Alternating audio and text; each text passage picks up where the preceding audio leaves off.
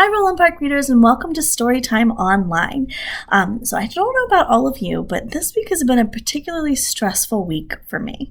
And as I thought about what story I would share tonight, I was thinking about what are some things that I do to help me feel a little bit more relaxed and less stressed out. And one of the people who definitely makes me feel relaxed is my dog, Winnie. She's curled up over on the couch over there.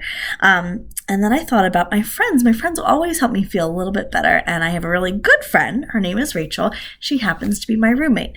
And so as I looked through all the books that I still have here in my house to share with you, I came across this book that reminded me of my pet, Winnie, and also my friend, Rachel. And it is Whistle for Willie. Now, Rachel's name isn't in that title, but Rachel is a really talented actress and writer and singer. She's a fantastic, fantastic friend, but Rachel can't whistle, just like Peter in this book. Now, you may recognize that character, Peter, because he's the same little boy from A Snowy Day. This is a book by Ezra Jack Keats. So this is a story about Peter in the summer, and of course, he's learning to whistle for Willie. So let's open up the book and find out exactly who Willie is. Whistle for Willie by Ezra Jack Keats. To Anne. Oh, how Peter wished he could whistle.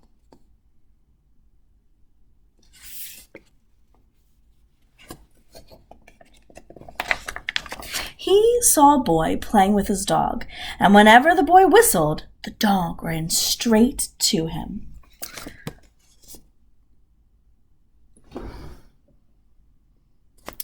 So, Peter tried and tried to whistle, but he couldn't. So instead, he began to turn himself around, around, and around, and around. He whirled faster and faster.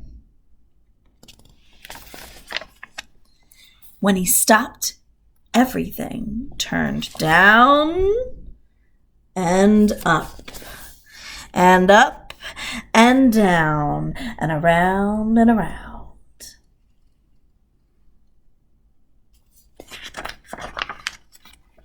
Peter saw his dog, Willie, coming, and quick as a wink, he hid in an empty carton lying on the sidewalk.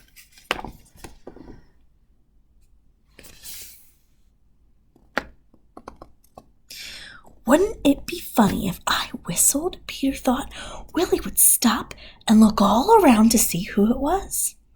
Peter tried again to whistle, but he still couldn't, so Willie just walked on.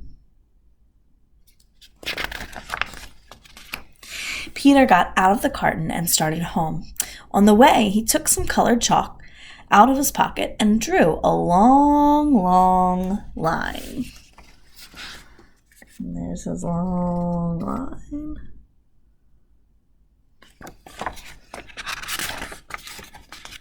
Right up to his door. He stood there and tried to whistle again. He blew till his cheeks were tired, but nothing happened.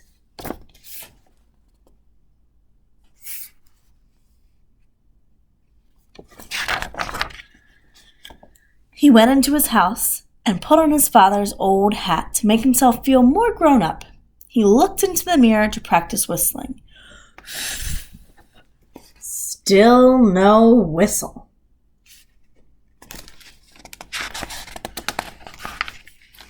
When his mother saw what he was doing, Peter pretended that he was his father.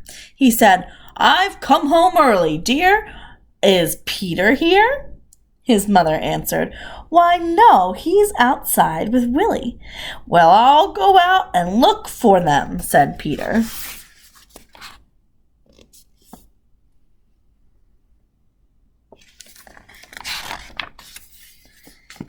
First, he walked along a crack in the sidewalk. Then he tried to run away from his shadow.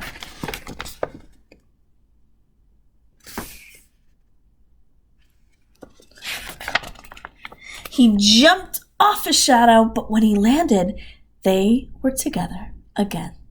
He came to the corner where the carton was, and who should be there but Willie? Who should he see but Willie?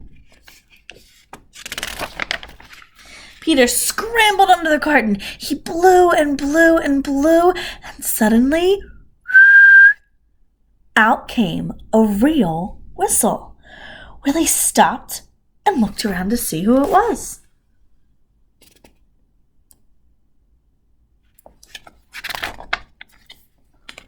"It's me!" Peter shouted and stood up. Willie raced straight to him.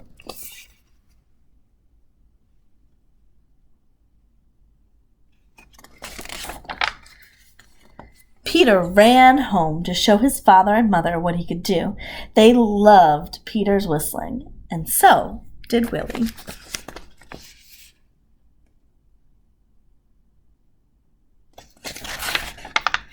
Peter's mother asked him and Willie to go on an errand to the grocery store.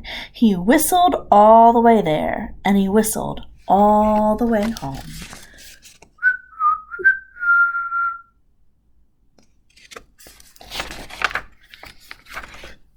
The end. So I hope you enjoyed the story Whistle for Willie. For tonight, sweet dreams and happy reading.